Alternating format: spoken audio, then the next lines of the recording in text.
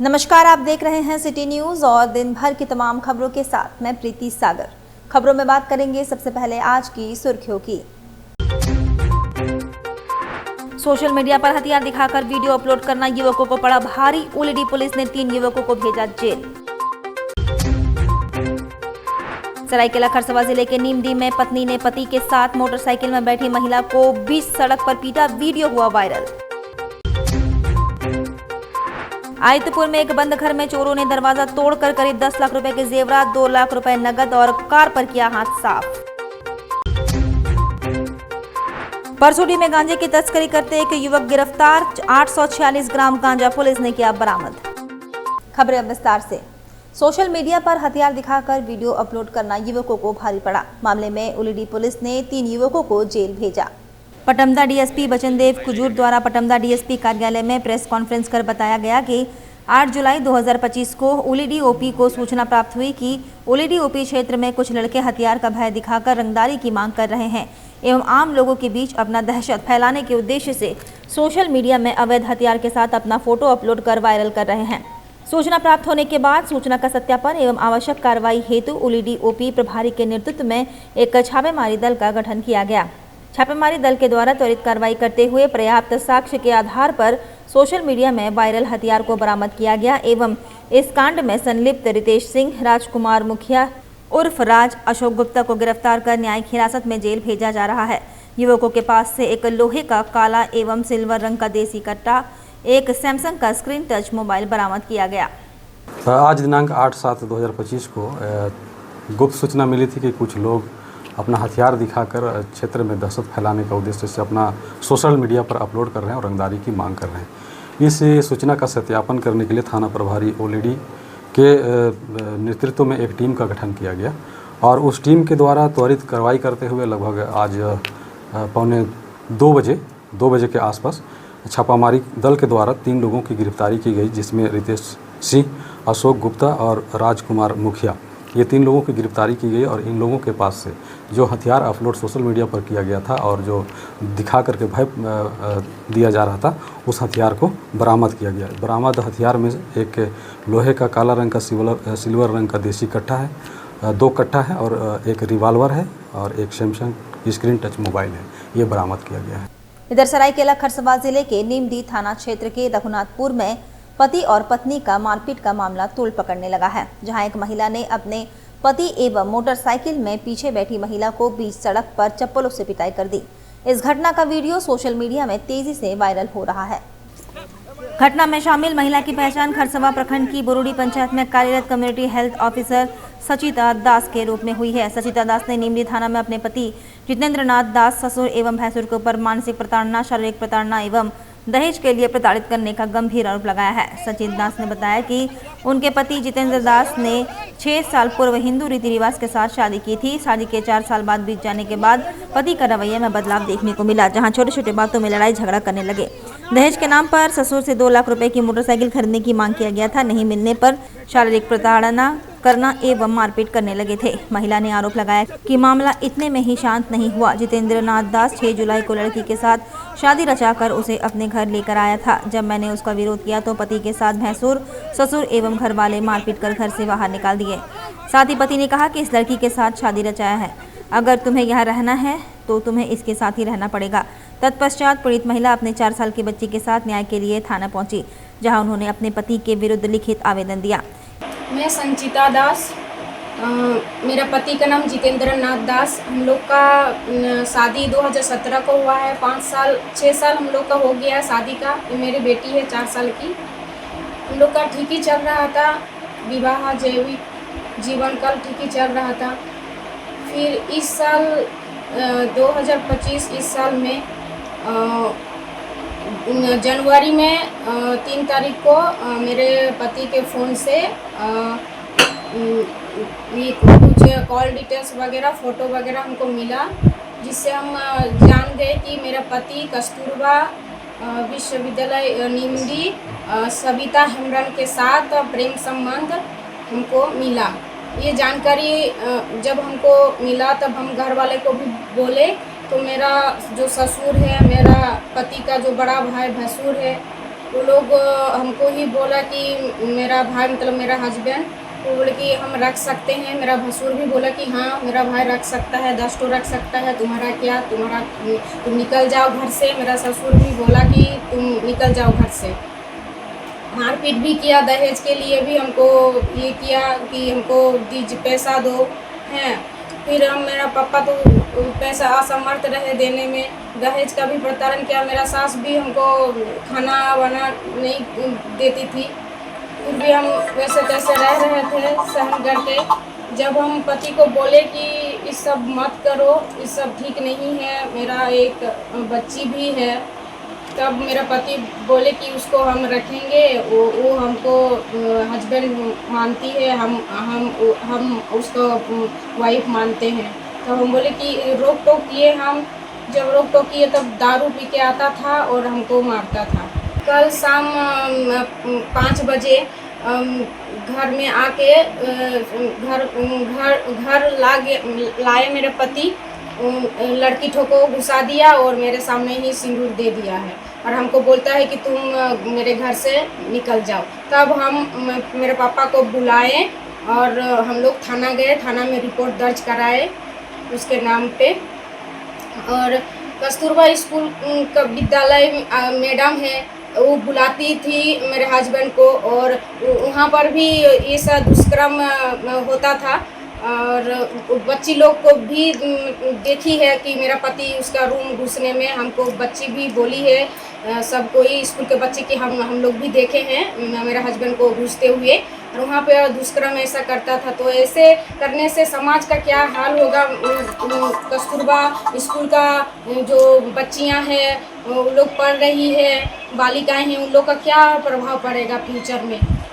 उधर आदित्यपुर नगर निगम क्षेत्र वार्ड 19 पान दुकान कॉलोनी के 6 नंबर रोड में चोरों ने एक घर में रखे लाखों रुपए के जेवरात एवं नगद चोरी कर ली। मिली जानकारी के अनुसार बीते देर रात सोमवार को रोड नंबर 6 निवासी संजीव कुमार के बंद घर में चोरों ने दरवाजा तोड़कर घर में रखे तकरीबन 10 लाख रुपए के जेवरात और 2 लाख रुपए नगद चुरा लिए। साथ ही घर के बाउंड्री में रखे मैरून कलर की ऑल्टो कार को भी चुरा लिया गया।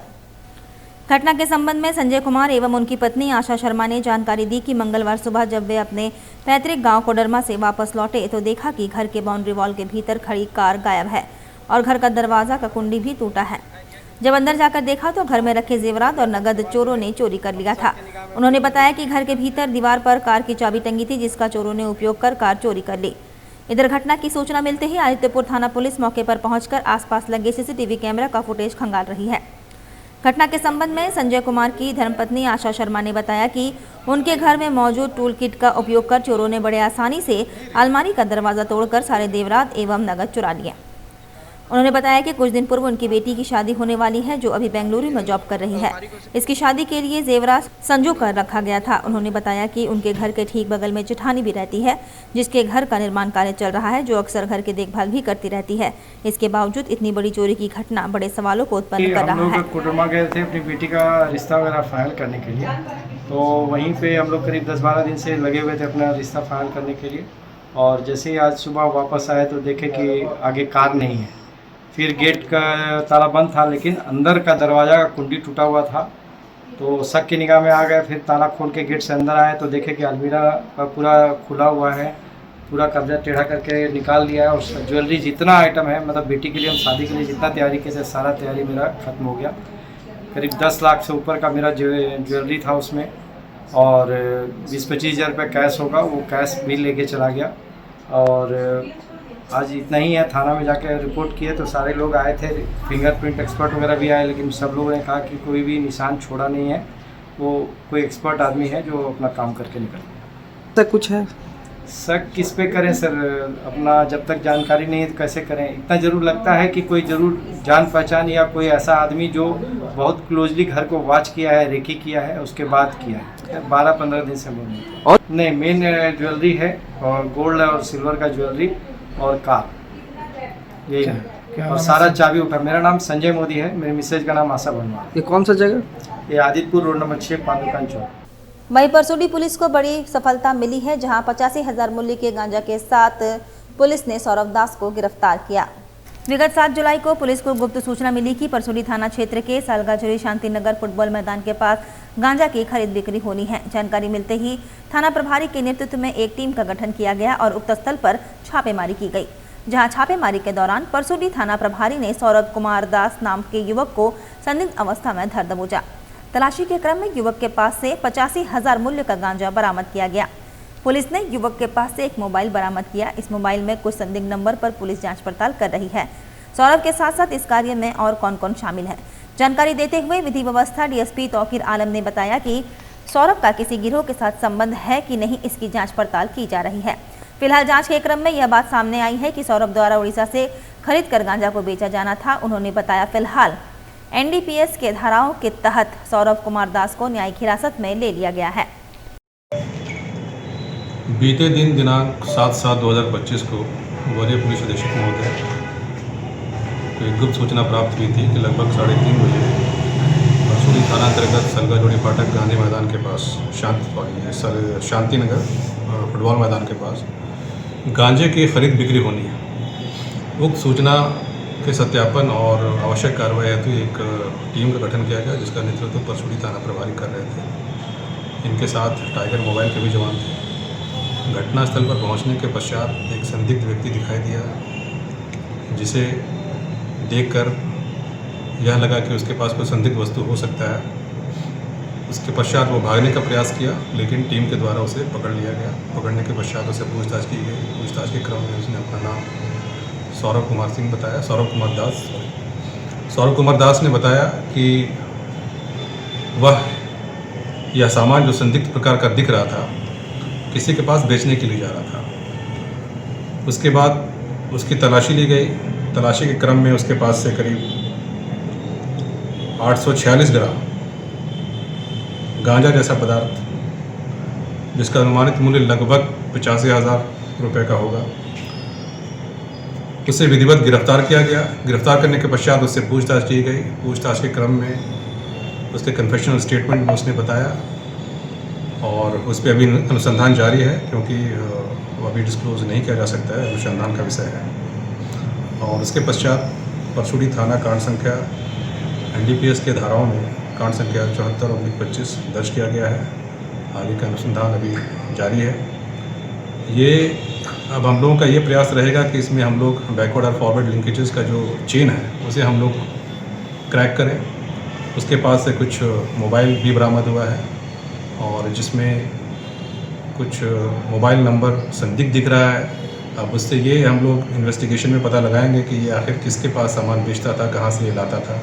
तो that is under part of investigation. Sir, इसका कुछ आपराधिक इतिहास था ये, जैसा पूछताछ के क्रम में इसने बताया कि ये छोटा छोटा पुड़िया बनाकर बेचता था, लेकिन चूँकि ये अब मुझे लगता है कि 800 ग्राम का गांजा ये लाया था, तो ये एक थोक में बेचना चाह रहा होगा, और उसी क्रम में ये पहली बार ये बेचना ही चाह रहा था कि ये पकड़ा गया। कहाँ से लाता था सर, कहाँ बेचता ये अभी तो स्पष्ट उल्लेख नहीं है, लेकिन जैसा ये बता रहा है कि ये उड़ीसा से लाकर यहाँ पे बेच रहा था। बेचने वाले और ख़रीदने वाले, एक तो नाम पता चला है जो परसोडी का ही है, और दूसरा एक नाम और आ रहा है जिसका अभी सत्यापन नहीं हो पाया। इसका गैंग में अकेले है कि और भी कोई लोग हैं?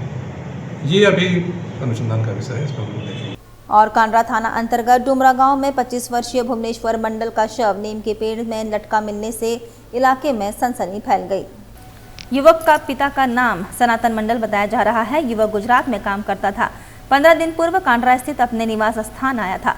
मिली जानकारी के अनुसार कुछ ग्रामीण मंगलवार की अहले सुबह डुमरा गांव स्थित नीम के पेड़ के समीप से गुजर रहे थे।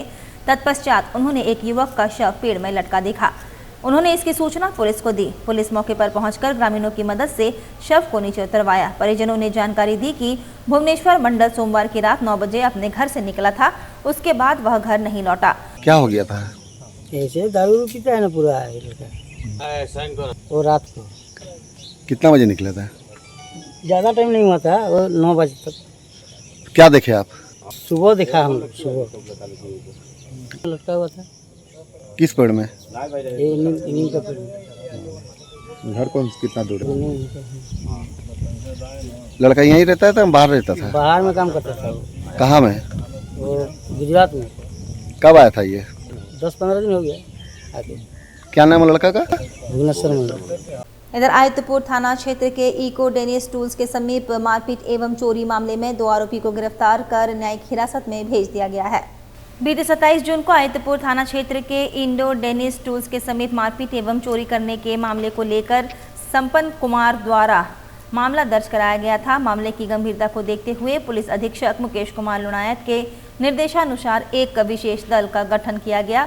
आदित्यपुर थाना पुलिस द्वारा लगातार छापेमारी कर कांड में सम्मिलित 2 आरोपी को गिरफ्तार कर न्यायिक हिरासत में भेज दिया गया है। गिरफ्तार आरोपी में विद्युत नगर निवासी मुकेश पात्रो एवं शर्मा बस्ती निवासी दीपक मिश्रा।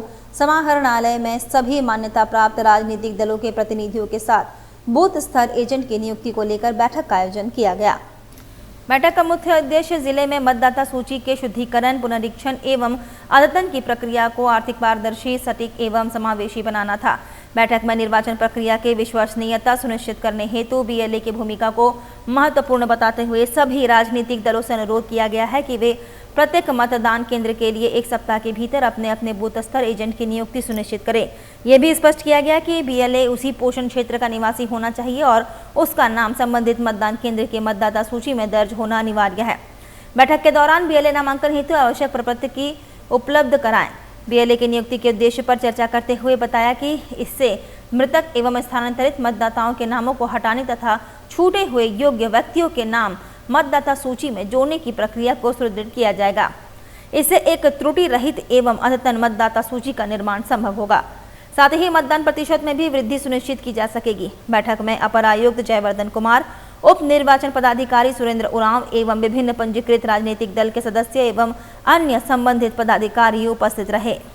वही चांडिल प्रखंड अंतर्गत आसनबनी स्थित जियो पेट्रोल पंप ने अपनी स्थापना के 5 वर्ष पूरे होने पर एक भव्य समारोह का आयोजन किया। इस अवसर पर केक काटकर खुशियां मनाई गई और ग्राहकों के सहयोग के लिए आभार व्यक्त किया गया। कार्यक्रम में जियो पेट्रोलियम की ओर से तेल की शुद्धता एवं गुणवत्ता को लेकर विशेष जोर दिया गया और भरोसेमंद सेवा देने का संकल्प दोहराया गया। इस अवसर पर जिला पार्षद गीतांजलि महतो, विधायक प्रतिनिधि माणिक महतो, ग्राम प्रधान सह पूर्व उप प्रमुख प्रबोध उरांव, पूर्व गुरुचरण सिंह, समाज सेवी सुनील महतो और खीराद महतो विशेष रूप से उपस्थित रहे। साथ ही जियो पेट्रोलियम के स्टेट हेड सुरजीत आचार्य, ऑपरेटर चंद्रशेखर सिंह, नितिन गुप्ता तथा एरिया मैनेजर लोकेश परमार भी मौजूद रहे। सभी अतिथियों का स्वागत शॉल और पुष्पगुच्छ देकर किया गया, जिससे कार्यक्रम की गरिमा और उत्साहपूर्ण माहौल और भी बढ़ गया। इस दौरान पेट्रोल पंप परिसर और आसपास पौधारोपण भी किया गया, जिससे पर्यावरण संरक्षण का संदेश दिया गया और हरियाली को बढ़ावा मिला। सभी अतिथियों ने स्वयं पौधे लगाए और भविष्य में उनके संरक्षण का संकल्प लिया। कार्यक्रम के दौरान स्टेट हेड सुरजीत आचार्य ने बताया कि जियो पेट्रोलियम की ओर से आने वाले समय में झारखंड सहित अन्य राज्यों में 50 से अधिक नए पेट्रोल पंप खोलने की योजना पर कार्य किया जा रहा है। उन्होंने कहा कि कंपनी ग्राहकों को शुद्ध, पारदर्शी और भरोसेमंद सेवा देने के लिए लगातार प्रयासरत है। आज जो हम लोग की कंपनी है रिलायंस बीपी मोबिलिटी लिमिटेड, उनका कमिंग 10 जुलाई को हम लोग का 5 साल पूरा होगा। ये जो नया जॉइंट वेंचर्स बना तो उसका ही हम लोग आप बोल सकते हैं सालगिरह हम लोग मना रहे हैं। अपने पंप में जितने भी डीएसएम भाई लोग हैं उनके साथ, अपने ऑपरेटर साहब के साथ और जो आसपास के जो लोकल डिग्निटरीज़ है उन लोग को बुला करके, क्योंकि सबका आशीर्वाद रहना चाहिए, तो इसीलिए ये कार्यक्रम हम लोग ये आसनबनी पंप में कर रहे हैं उनका सालगिरह सेलिब्रेशन के लिए। और वन, पर्यावरण एवं जलवायु परिवर्तन विभाग की ओर से 75वां वन महोत्सव चांडिल प्रखंड अंतर्गत आसनबनी गांव में हर्षोल्लास के साथ मनाया गया। इस अवसर पर विभागीय पदाधिकारियों, जनप्रतिनिधियों, ग्रामीणों तथा स्कूली बच्चों द्वारा सामूहिक रूप से पौधारोपण किया गया। मुख्य अतिथि के रूप में पंचायत मुखिया बिंदु मुर्मू, ग्राम प्रधान प्रबोध उरांव, इको विकास समिति के अध्यक्ष, स्थानीय शिक्षक शिक्षिकाएं एवं मध्य विद्यालय आसनबनी के छात्र छात्राएं उपस्थित थे। पौधारोपण कार्यक्रम विद्यालय परिसर के समीप आयोजित किया गया। कार्यक्रम में फॉरेस्ट अफसर सागर कुमार श्रीवास्तव, मनोहर कुमार, वनरक्षी हरिप्रसाद अग्रवाल, अंचित कुमार राणा, देवेंद्र सिंह सहित कई पदाधिकारी व ग्रामीण मौजूद रहे। इस अवसर पर पर्यावरण संरक्षण का संकल्प लेते हुए सभी ने पौधों की देखभाल की जिम्मेदारी निभाने की बात कही। लोगों से अपील करूंगा कि सभी लोग अपने जगह में पौधा लगाएं और उसको सुरक्षित करें और पर्यावरण को संतुलित करें। डिमना मधुसूदन टेकचंद अपार्टमेंट के बेसमेंट में भरा नाले का गंदा पानी, लोग 15 दिनों से घर में कैद, बच्चों की पढ़ाई पर असर। मानगोट डिमना मेन रोड स्थित मधुसूदन टेकचंद अपार्टमेंट के पार्किंग बेसमेंट में पिछले 15 दिनों से गंदा पानी भरा हुआ है, जिससे सोसाइटी के निवासी भारी संकट में हैं। यह स्थिति डिमना मेन रोड की नाली जाम रहने के कारण उत्पन्न हुई है। जिससे नाली का गंदा पानी धारा प्रवाह होकर सीधे बेसमेंट में प्रवेश कर गया और अब फ्लैट से निकलने का भी रास्ता नहीं बचा। यह फ्लैट में रहने वाले लोगों का कहना है कि नाली इतनी बुरी तरह जाम है कि फ्लैट का घरेलू पानी भी बाहर नहीं निकल पा रहा है। स्थिति यह है कि बोरिंग का पानी भी दूषित हो गया है और घरों में गंदा बदबूदार पानी सप्लाई हो रहा है, जिससे डायरिया जैसी बीमारियों ने घर कर लिया है। सोसाइटी में रहने वाली महिला पूजा अग्रवाल रोते हुए बताती है कि उनके बच्चे पिछले 15 दिनों से स्कूल नहीं जा पा रहे हैं। घर में घुटने भर पानी है, निकलना नामुमकिन हो गया है। नली का पानी 15 दिन से हमारे फ्लैट में आ रहा है और ये पानी बोरिंग तक जा रहा है। इस वजह से हमारे यहाँ का पानी पूरा भर चुका है, गंदा हो चुका है और इस पानी को बच्चे लोग पी पी के बीमार पड़ रहे हैं। इस वजह से हम लोग हमारे बच्चे स्कूल भी नहीं जा पा रहे हैं। वक्त तो चला है अब एक छोटे से ब्रेक का। ब्रेक के बाद खबरें और भी है, तब तक के लिए देखते रहिए सिटी न्यूज। रेमंड अपने कपड़ों और परिधान उत्पादों विशेष रूप से शूटिंग्स शर्टिंग्स कपड़ों के लिए प्रसिद्ध है। लोग शादी के सीजन में खासकर रेमंड के ही सूट्स की खरीदारी करते हैं, तभी तो रेमंड द कंप्लीट मैन कहा गया है। साथ ही रोजाना ऑफिस में पहनने के लिए फॉर्मल्स कपड़े भी लोग रेमंड के ही पसंद करते हैं। अब जमशेदपुर के मानगो में भी रेमंड शोरूम का नया ब्रांच खुल गया है, जहां आप अपने पसंद की शूटिंग शर्टिंग्स रेडीमेड और एक्सेसरीज की जमकर खरीदारी कर सकते हैं। रेमंड शॉप में चल रहा है स्पेशल ऑफर। यहां आपको 15,000 की खरीदारी पर मिलेगा एक सिल्वर कॉइन मुफ्त, साथ ही 5,000 की खरीदारी पर एक पिलो। हमारा पता है opposite nature park, road number 15, Jawahar Nagar, Mango, Jamshedpur. हमारा फोन नंबर है 7870302288।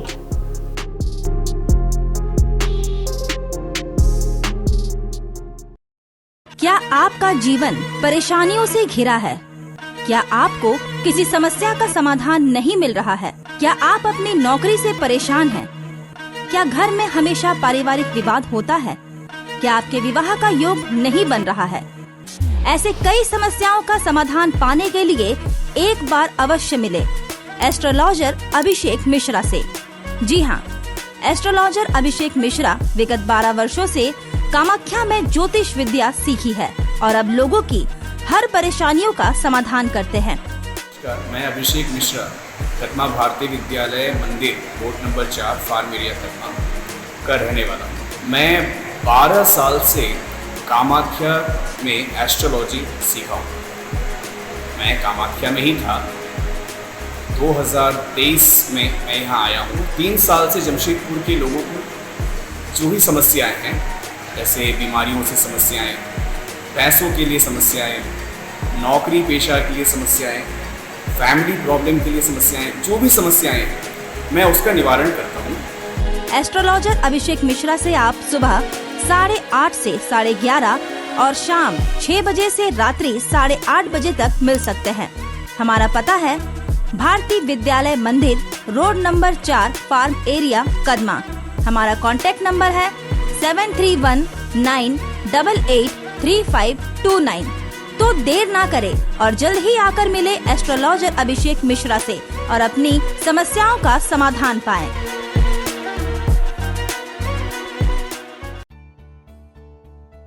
बेहुनर आदमी जिंदगी भर नौकरी की तलाश में भटकता है और हुनरमंद इंसान को नौकरी तलाश करती है।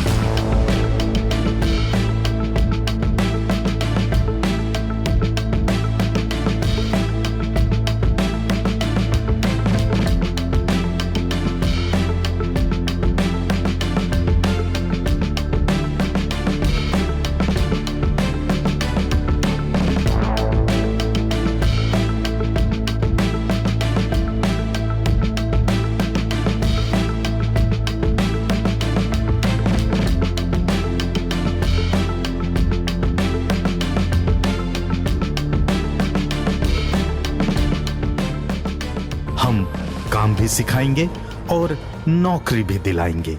अधिक जानकारी के लिए संपर्क करें अंतर्राष्ट्रीय मान्यता प्राप्त Rabia technical institute and placements council approved by government of India और देखें हमारा वेबसाइट www.rabiainstitute.in।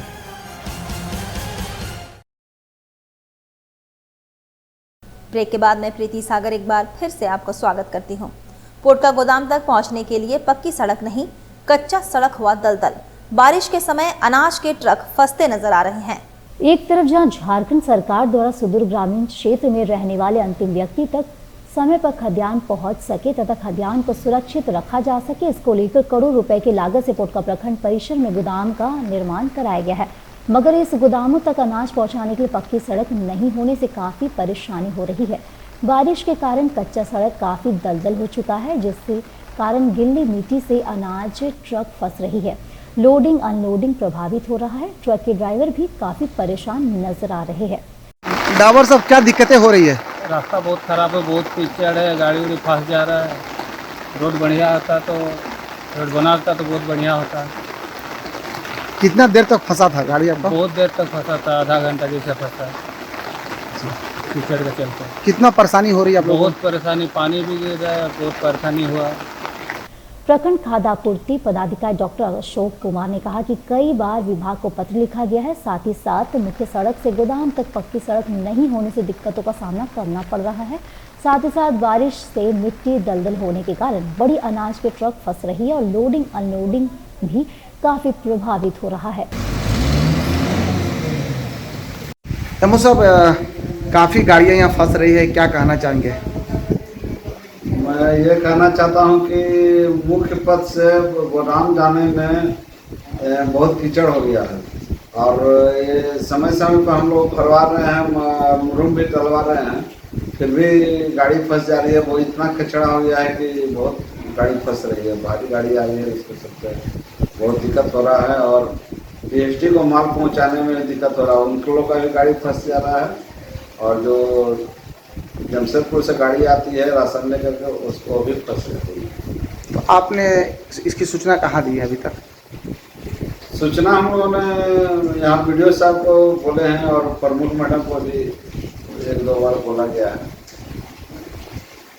और डीएसओ साहब को भी हम लोग बोले हैं, लेकिन अभी तक कुछ नहीं। कितना दिक्कतें हो रही है आप लोगों को? हम लोगों को तो बहुत दिक्कत है, मैंने राशन खाली करने में बहुत दिक्कत हो रही है। जो गाड़ी फंस जा रही है वो निकालने में फिर हम लोग को ट्रैक्टर या जेसीबी लाकर निकालना पड़ रहा है। इधर जमशेदपुर शहर में लगातार हो रही बारिश का असर फिर देखने को मिल रहा है, जहां खरखाई नदी और सोनेरेखा नदी डेंजर लेवल तक पहुंच गई है। शहर में फिर बाढ़ का खतरा बढ़ गया है। उपायुक्त ने सभी नगर निगम बीडीओ सीओ को अलर्ट जारी किया है। बता दें कि मौसम विभाग ने येलो अलर्ट जारी किया है। अभी 2 दिन तक बारिश होने का अनुमान लगाया जा रहा है। एक बार फिर NHAI की लापरवाही के चलते जमशेदपुर के NH33 तालाब में तब्दील हो चुका है। बड़ी नालियों को बंद करने से बारिश और नाली का पानी NH33 पर पूरी तरह से आ गया है, जिससे जमशेदपुर से रांची जाने वाली NH33 नदी में तब्दील हो चुकी है। कई बस्ती इलाकों में नाली और बारिश का पानी घरों में प्रवेश होने का डर लोगों को सता रहा है। शहर में लगातार रुक रुक कर मूसलाधार बारिश हो रही है, जिससे एक बार फिर शहर नदी किनारे बस्तियों में बाढ़ का खतरा बढ़ गया है। बारिश होने से जमशेदपुर के डिमना डैम का 2 फाटक खोला गया है। हम लोग जो है पूरा मानगो नगर निगम की टीम जो है और यहाँ के स्थानीय लोग के साथ हम लोग भ्रमण कर रहे हैं। लगातार 2 दिन से बारिश हो रही है और लोगों के घरों में पानी घुस गया, तो इस पानी जो घर में घुसने का क्या रीज़न है उसको हम लोग तहकीकात कर रहे हैं, उसको हम लोग ऑब्जर्व देख रहे हैं कि कैसे पानी को रोका जाए। तो जो प्रथम दृष्टया यही समझ में आया है कि जो NH नाला बनाया है वो नाला जाम है। जाम होने के कारण क्या है कि पानी का फ्लो जो है नाली में नहीं हो करके बल्कि रोड में हो रहा है।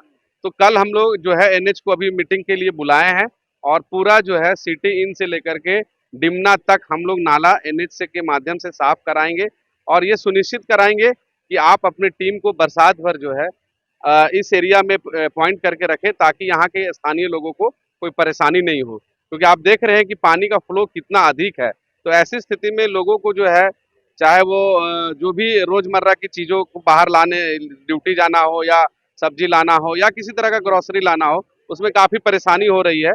तो हम अगले जो नेक्स्ट बार की बारिश होगी तो मुझे लगता है कि इस तरह की चीजों को सामना यहाँ के लोगों को नहीं कर। उधर पूर्व मुख्यमंत्री अर्जुन मुंडा ने राज्य सरकार पर बोला हमला। कहा राज्य के विकास के ढिंढोरा पीटने वाले लोगों को आकर हल्दी पोखर साहूपाड़ा के सड़क को देखना चाहिए। साथ ही अर्जुन मुंडा ने कहा कि यहाँ के लोग काफ़ी तकलीफ में जी रहे हैं और नरक में रहने के लिए बाध्य है। यहाँ के जो जनप्रतिनिधि है वह काम नहीं कर रहे हैं, अपनी जिम्मेदारी से भाग रहे हैं।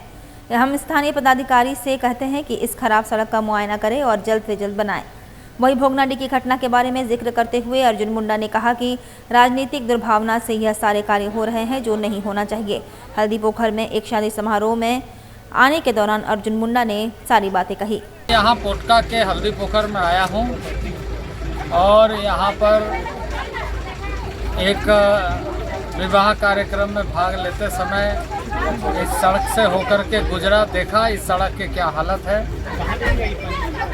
राज्य के विकास के ढिंढोरा पीटने वाले लोगों को यह सड़क आकर के देखना चाहिए और यहाँ के गांव के लोगों का तकलीफ देखना चाहिए कि कैसे यहाँ के लोग एक तरीके से नरक में रहने के लिए बाध्य हैं। आने जाने का सड़क की दुर्दशा यहाँ के लोगों के जीवन को नरक बना दिया। यहाँ के जनप्रतिनिधि जो इन कार्यों को करने के लिए जिम्मेदार है, वो कार्य करने के बजाय राजनीतिक उद्देश्य के साथ बात करते हैं।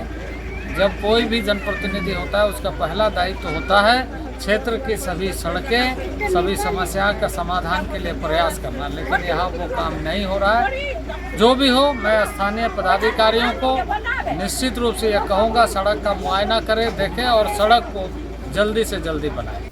वहीं जिला स्तरीय प्रतिभा सम्मान समारोह में 10वीं और 12वीं के होनहार छात्रों को सम्मानित किया गया। शिक्षा मंत्री ने छात्रों का हौसला बढ़ाया। जिला शिक्षा परियोजना के तत्वाधान में बिष्टुपुर स्थित माइकल जॉन ऑडिटोरियम में एक भव्य जिला स्तरीय प्रतिभा सम्मान समारोह का आयोजन किया गया। इस समारोह में वर्ष 2024-25 में जैक, सीबीएसई, आईसीएसई बोर्ड से कक्षा 10वीं एवं 12वीं में उत्कृष्ट प्रदर्शन करने वाले छात्र छात्राओं को सम्मानित किया गया। कार्यक्रम में मुख्य अतिथि झारखंड सरकार के स्कूली शिक्षा एवं साक्षरता मंत्री रामदास सोरेन ने प्रतिभाशाली विद्यार्थियों को प्रमाण पत्र, मेडल और स्मृति चिन्ह देकर सम्मानित किया। उन्होंने विद्यार्थियों को संबोधित करते हुए कहा कि शिक्षा ही व्यक्ति को एक सशक्त नागरिक बनाती है।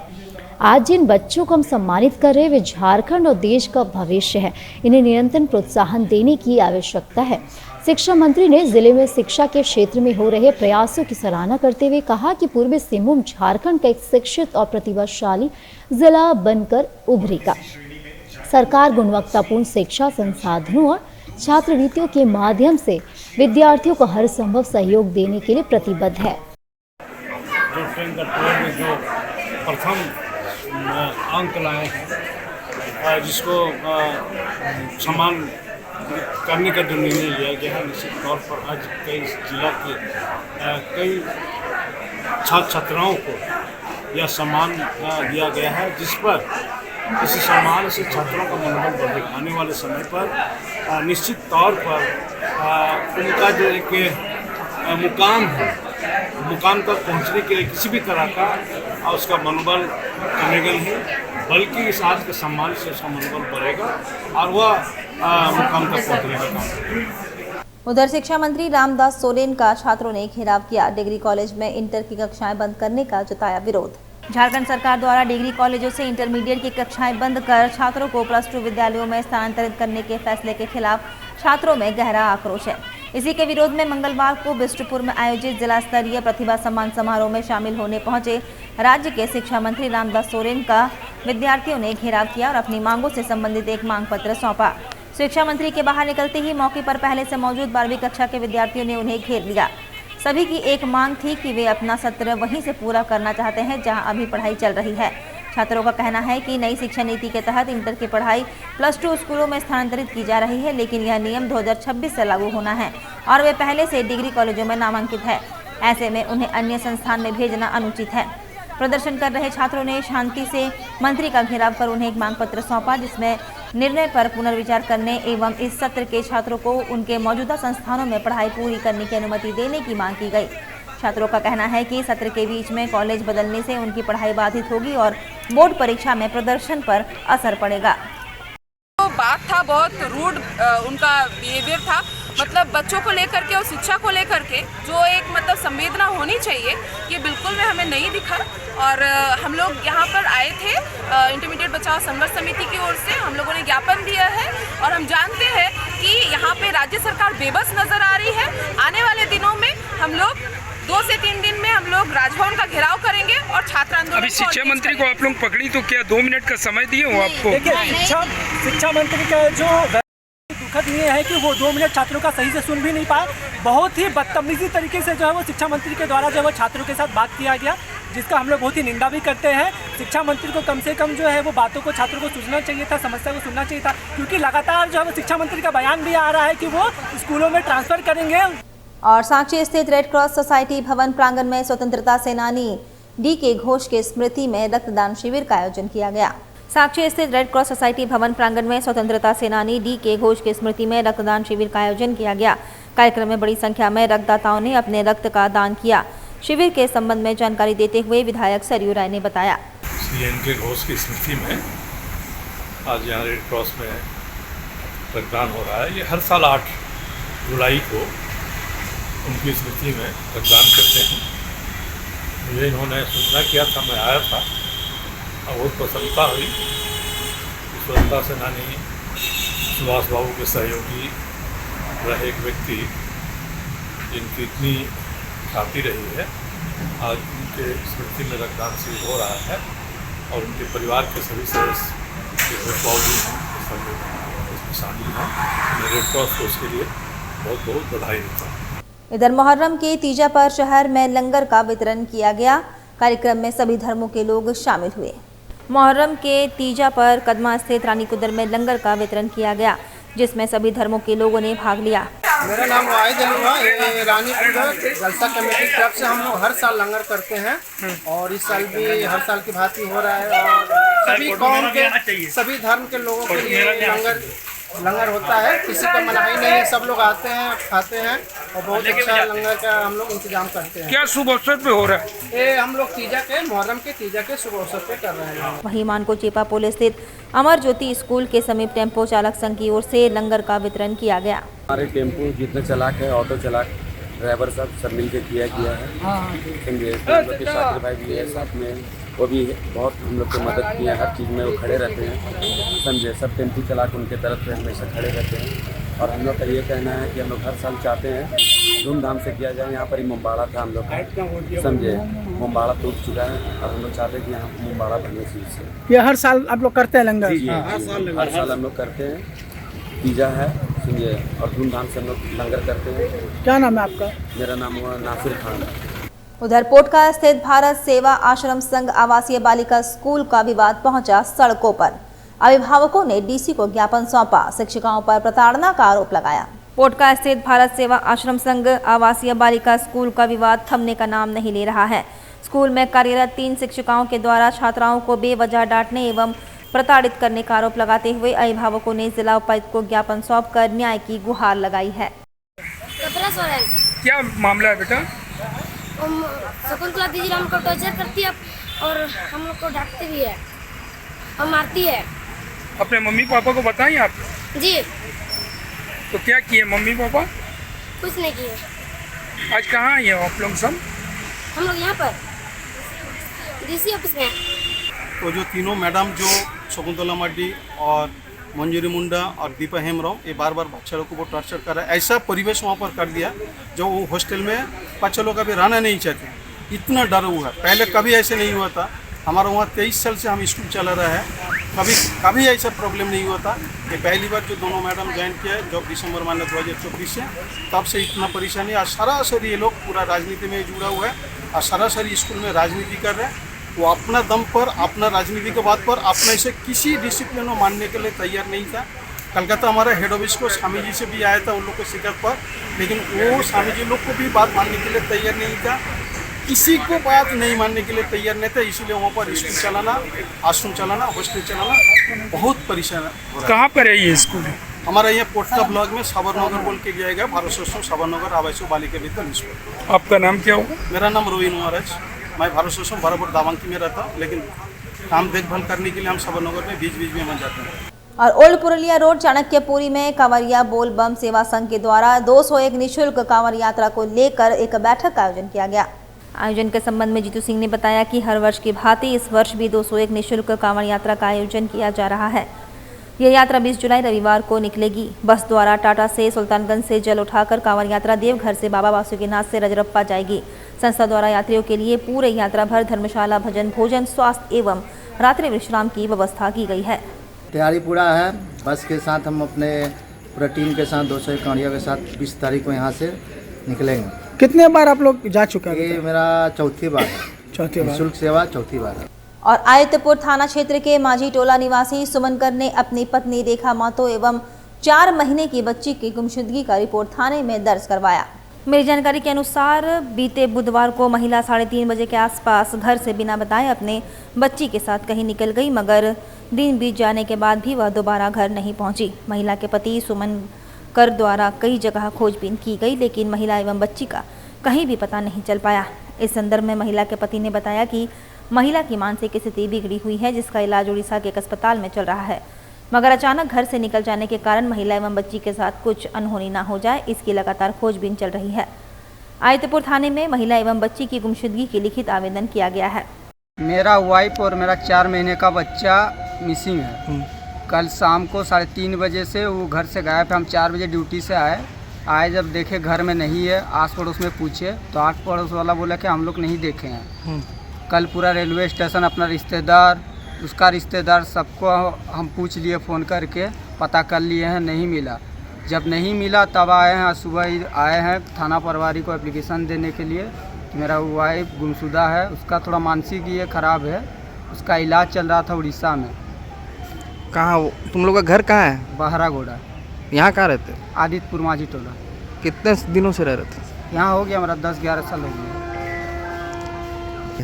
कुछ लिख के नहीं गई है, फ़ोन भी घर पे छोड़ के गई है। छोटा वाला मोबाइल घर में नहीं मिला, शायद लेके गई है, लेकिन मोबाइल बंद आ रहा है उसका। क्या नाम है? मेरा सुमनकर। वाइफ का? रेखा मातो। चलते चलते एक बार फिर से नजर डालेंगे अब तक की सुर्खियों पर। सोशल मीडिया पर हथियार दिखाकर वीडियो अपलोड करना युवकों को पड़ा भारी। उलडी पुलिस ने 3 युवकों को भेजा जेल। सरायकेला खरसावां जिले के नीमडी में पत्नी ने पति के साथ मोटरसाइकिल में बैठी महिला को बीच सड़क पर पीटा, वीडियो हुआ वायरल। आयतपुर में एक बंद घर में चोरों ने दरवाजा तोड़कर करीब 10 लाख रुपए के जेवरात, 2 लाख रुपए नकद और कार पर किया हाथ साफ। परसोडी में गांजे की तस्करी करते एक युवक गिरफ्तार, 846 ग्राम गांजा पुलिस ने किया बरामद। और अभी के लिए बस इतना ही। कल फिर मिलेंगे कुछ अन्य खबरों के साथ। तब तक के लिए दीजिए सिटी न्यूज़ की पूरी टीम को इजाजत। नमस्कार।